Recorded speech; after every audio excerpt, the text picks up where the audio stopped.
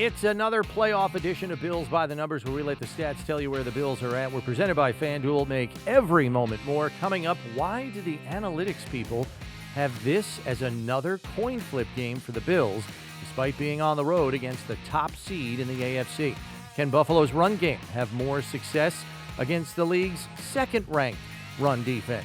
And we'll have our one burning question. Let's kick it off now!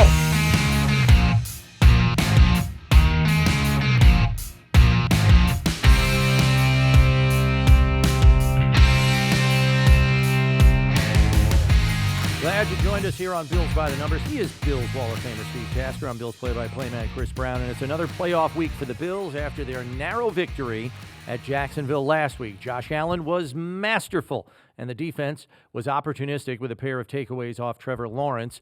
Things get real now, though, as Buffalo travels to face a Broncos team in Denver that has been lying in wait on the bye as the top seed in the conference. Add in the fact that it's a short week with the game on Saturday, and you would think Denver would be heavily favored. But as we begin these three things, we see that the odds makers have this as a close game.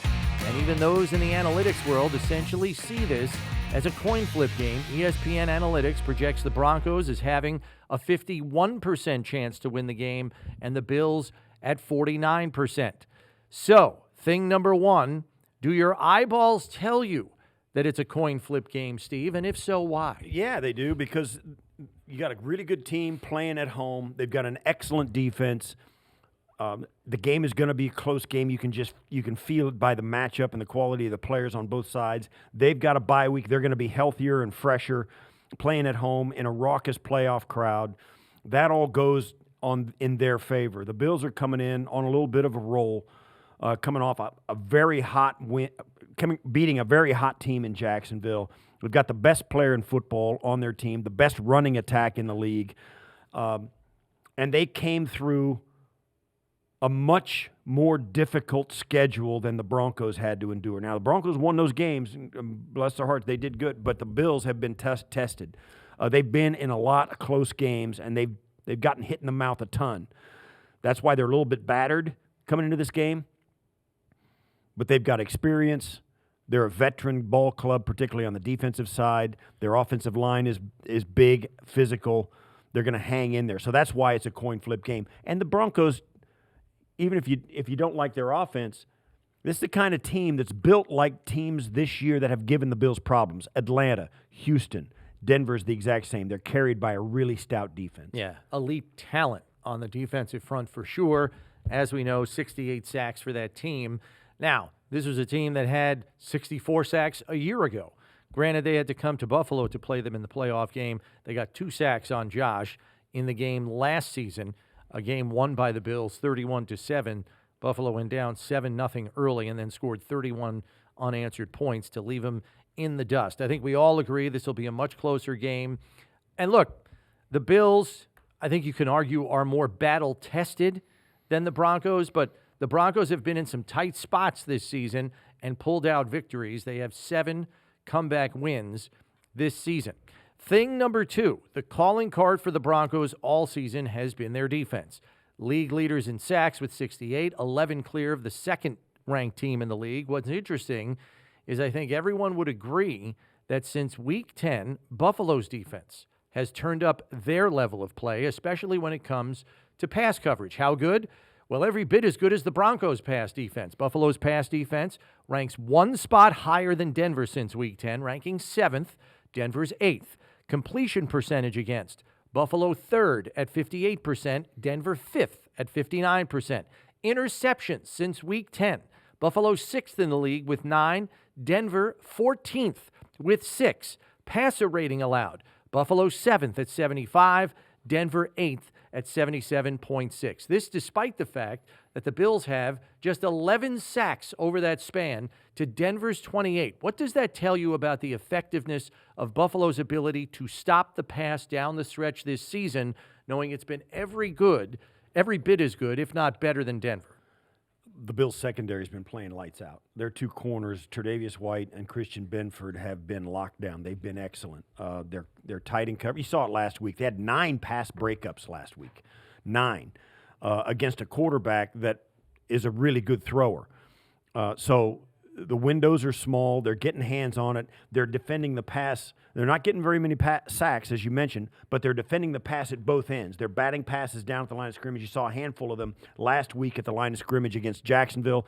That's been their calling card as well. So they have been really good up front. Even if they're not getting the quarterback on the ground, they're getting in his vision and forcing either inaccurate throws or batting down passes. Tipped interceptions have been a big thing for this defense. And the secondary has been not only covering guys up on the edges with Benford and White, but they've also done a great job at the safety position with when Poyer was in there, along with Cole Bishop, as making the quarterback slow down, trying to figure out what's going on in the back. So that gives them extra time in the pass rush. It makes the quarterback hesitant, and that has helped their pass defense. Yeah, and the Poyer absence, which is likely this week with the hamstring injury, may change some things. Very curious to see how they choose to fill his role. Do they fill it with just one person for continuity's sake, or do they rotate guys in differently based on situation, down and distance, time in the game, things like that? We'll have to wait and see. But I think your point is well taken. The Bills don't get sacks, but they still impact the quarterback either with pressure to hurry up passing decisions or by getting their hands up in the passing lanes and knocking them down. Greg Rousseau's 6'7". Deion Walker is 6'5". These guys put their hands up. It's a problem. Yeah. It's a problem for opposing quarterbacks. And Bo Nix makes a lot of plays outside the pocket. Yes, he does. And I think he's top 5 in completions outside the pocket this season. The Bills are like second in the league in fewest completions allowed from quarterbacks outside the pocket. Right. They hang with their people and plaster, even when the play breaks down. Yeah. So and slowing the quarterback down mentally, and keeping him in the pocket has been a really good aspect of this Bills defense since Week 10, and that's what they do, getting their hands up. Rousseau is tall, Epenesa's tall, but I think the secondary, giving him something post snap, has made the quarterback have to go, nope, that's not going to do it. That's not what I thought it was going to be. I got to go over here. And, it's just that extra layer of processing mentally has really helped the Bills' defense. It was fascinating last week against the Jaguars because early in the game, the Jags tried to quick snap to get the defense of the Bills to jump into their assigned call for the play, and that did not work. Later in the game, they tried to run the play clock down to force them to jump into what they were going to play instead of what they were disguising. And that didn't work either. The Bills literally wait until the snap and then race to their coverage assignments as fast as they can. I don't know how they pull it off, but somehow, some way, they do, and they do it effectively. Thing number 3, the other disparity between these two teams shows up in the run game. Since Week 10, Denver is 12th in yards per carry allowed, despite being second in total rushing yards allowed. Buffalo struggles in this area, as we know, since Week 10, 25th in total rushing yards allowed, 29th in yards per carry allowed at 5.0, and they weren't that great last week against the Jags. Benefiting Buffalo is the fact that Denver has struggled to run the ball effectively. Denver, 27th in rushing since Week 10, and they're 27th in yards per carry average at 3.8. Buffalo since Week 10, second in rushing and 5th in yards per carry average at 4.9. So do you believe the Bills can gain more traction in the run game against Denver than they did last week against Jacksonville? It's trending that way. Their defense, yes. As we've heard a lot, there's been a lot said about Denver. They're a little undersized. They're a fast, athletic front. And you kind of get the feeling you can kind of snowplow them if you get around. But they've had that to deal with all season, and they're still a really good run defense. So it's not going to be as easy as just pushing them out of the way. They have gap integrity. They set the edge of the defense extremely well. They're not just going to, they're not too small to play the run, even against a big offensive line like Buffalo's. So I think the Bills will be more successful than they were a week ago. But I don't see the Bills replicating what they did a year ago and running for 200. Yeah. But if they run like anything between 115 and 150 would be awesome. Yes. They got to get 100 out of everybody with Cook, with Josh Allen, with all with an end around, whatever. They need to get over 110 or 15 yards for it to be effective. But like I said as well, you think this is going to be a close game. And whether they're productive or not in the run game, they're still going to be handing it off late in this game. Yeah, and I think one addition to the Denver defense that was not there last year at this time is their leading tackler, linebacker Alex Singleton, who was out last year with an ACL injury. He is their leading tackler. Finally, the strength-on-strength matchup in this game is going to be in the red zone. The Bills' offense ranks third in the league in the red zone in terms of scoring efficiency. Just over 2/3 of their red zone possessions have resulted in a touchdown this season, while the Denver defense is tops in red zone defense, allowing touchdowns at a rate of just over 42%. Winning down there is likely going to be the main factor in determining the outcome of this game. What do you like about Buffalo's approach down there that may yield success even against a front like this? It's their ability to run the ball. When you get down close and you can still run the ball and are still committed to it, that really puts pressure on the front because they're not going to – the DBs and the safeties, the corners, have to get in on the run game down there. If you're running it effectively against a 7-man or even an 8-man front, they've got to do something desperate to stop it because then you feel like you're defenseless down there. When you can run the ball in the red zone – and that's why Buffalo's been so effective. James Cook, Josh, we saw it last week in Jacksonville. I mean, the quarterback sneak from the 10 is, will go down in history as one of the all-time great ones. So that's a problem for defenses, and it will be for Denver as well. They're going to have a plan for that. Yeah, and look, Denver does come up with answers down there, and they force an awful lot of field goals, and that's how they keep their team in games when their offense is sputtering early. So even if the Bills get off to a good start, they have to keep their foot on the gas because Denver's defense will get stops. They will force a lull in your play offensively for stretches. So you've got to score whenever you can, and ideally in the end zone rather than bringing your kicker on the field to kick field goals. Finally, the quarterbacks. Josh Allen, the league's 4th leading passer in terms of rating, 2nd in completion percentage, and 2nd in total touchdowns. Bo Nix had just as many touchdown passes as Allen with 25, but he's 21st in passer rating this season at just under 88. Both have 5 fourth-quarter comebacks this season, but again, in fourth quarter overall, Allen, the 3rd highest-rated QB, with a completion percentage almost 10% higher than Nix, 70-61, and 2 fewer interceptions. Nix, 26th rated quarterback in the fourth quarter, but he has brought his team back, and he's often saved his best for last. Seems to play better when things are chaotic. What are your thoughts about this comparison? It's going to get chaotic at some point in a close game like this when the last team with the ball you think is going to have a chance to win it. That's why in certain times people have favorably compared Bo Nix to Josh. Same thing with Drake May. They pull it down and they get some big yards and some conversions with their legs. Their ability to make that decision, to make it happen, is huge. Bo Nix outside the pocket is dangerous, really dangerous. And I think his team feeds off of that.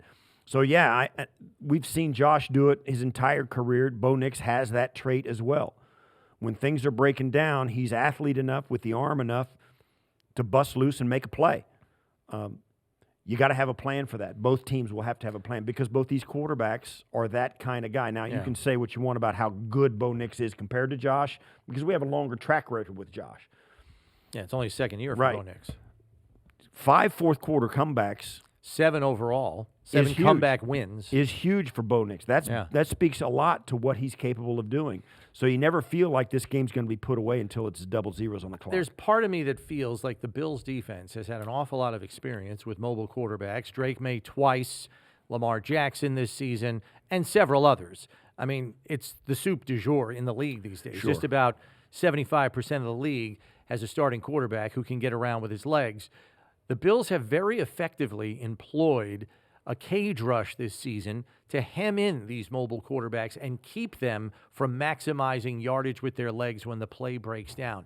I'm very curious to see what the defensive approach is this week because Trevor Lawrence got out a little bit on them, and we know he's a mobile quarterback as well, but I think he only had 33 rushing yards in the game. If you can keep Bo Nix under 35 rushing yards in this game, I think your odds are pretty good that you're going to come away with a positive result defensively. Yeah, and that's Lawrence had 33 yards rushing. He had 18 on one play coming out of his own end zone. It was a backbreaker. It was a crusher. It kept a drive alive for them that was crucial late in the game. So it's a huge aspect of the game, and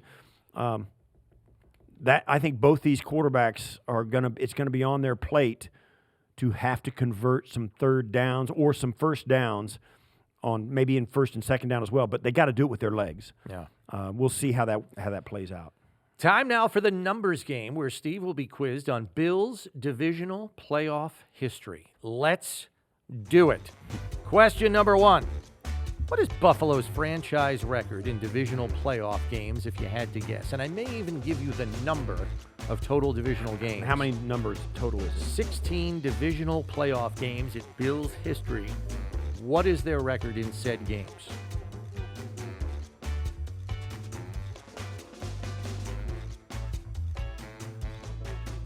I'll say 12-4. It's not that good. 8-8. Close. They are 7-9 in divisional games lifetime. Question number 2. I should have known that because you go to the division. Like if you don't win it, you're out for the year. You know what I mean? Yeah. So, Plus, the Bills have been to the AFC Championship game 7 times, 8 times. so let's see. 5 with 88 5 in the 90s and 80s, and twice under McDermott. So yeah, 7. 7. Question 2, what is the highest passing yardage total in a Bills divisional playoff game? And I will give you a hint. You were there for this one. It's got to be between 325 and 350 yards. It's more. Really?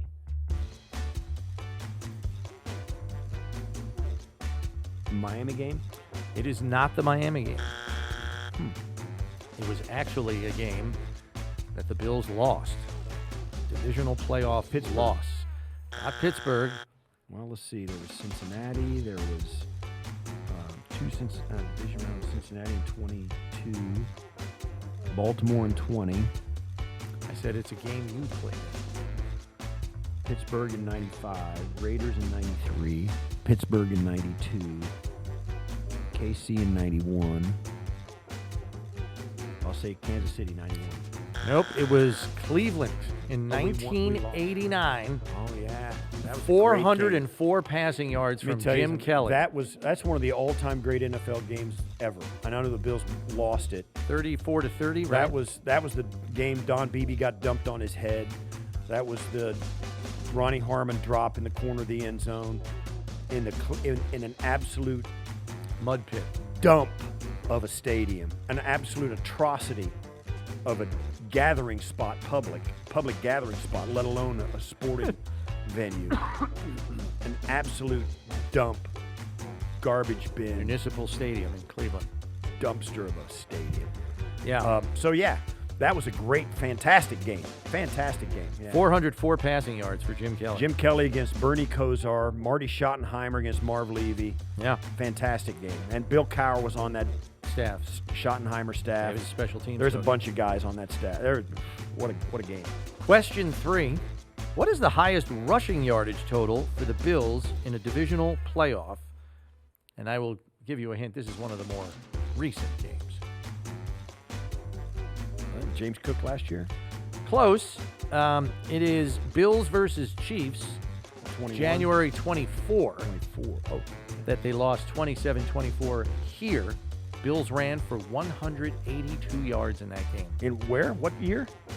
January 24. So the 23, 23 season, yeah. January 24. Against Kansas City. Yeah, the drop by Diggs at the end, lose 27-24. Yeah. Question 4. What Bills player has the most receptions in divisional playoff history? Thurman. You nailed it, buddy. You want to guess how many 14. receptions? 14. Oh, it's much more than that. Is it? He had 17 against Cleveland. It was in that 89 game. Yeah, but right? this is total divisional playoff Oh, career. oh. So a bunch of 7 games. career divisional playoff Okay, games. he's got to have.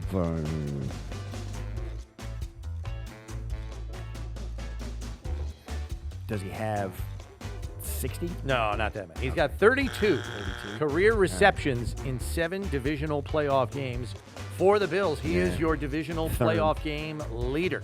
Wow. Yeah. That is the numbers game. Thurman Thomas. Bills fans, get in on the action with FanDuel, America's #1 sportsbook. Just download the app today to play any way you want. Plus, with live betting, you'll get updated odds on games that have already started. Best of all, you get paid your winnings fast. Make every moment more with FanDuel, official sportsbook partner of the Buffalo Bills. Time now for our one burning question. And we know Sean Payton has made gutsy and risky calls in his coaching career before, most notably the onside kick in the Super Bowl at the start of the second half against the Colts. That is no longer a way to surprise a team, as you know, Steve, with the new kickoff rules.